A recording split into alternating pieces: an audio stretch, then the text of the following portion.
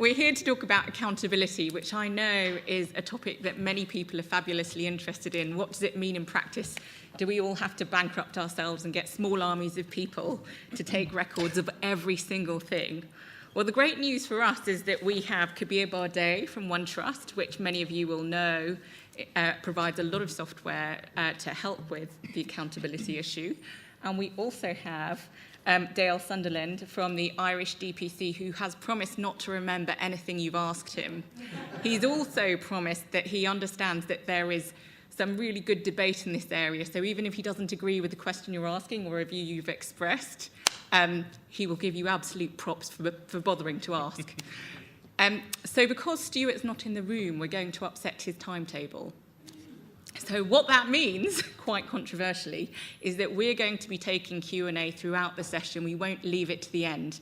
And we do have people with mics in here who are going to facilitate that.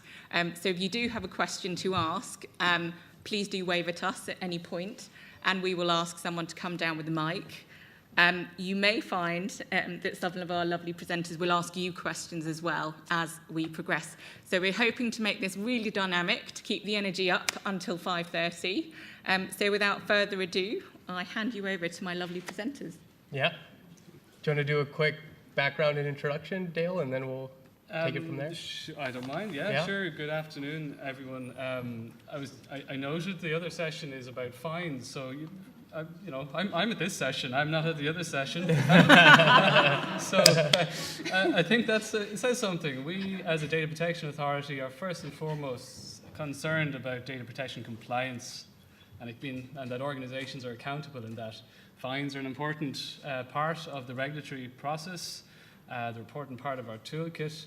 But we don't want to be in a place where we're first thinking about fines. What we want to do is ensure there's a high level of data protection compliance, because let's not forget, as a data protection authority, what are we there to do? We're there to ensure that people's rights are upheld, and where they're not, there may be consequences, but that's a further along the regulatory spectrum. So this is a positive. We're having a discussion about what accountability means. We're in a very new territory when it comes to accountability because, from a legal perspective, the GDPR has called it out as a core requirement for organisations to be able to demonstrate to a data protection authority and to their data subjects, their clients, their users, that they're being compliant with their legal obligations.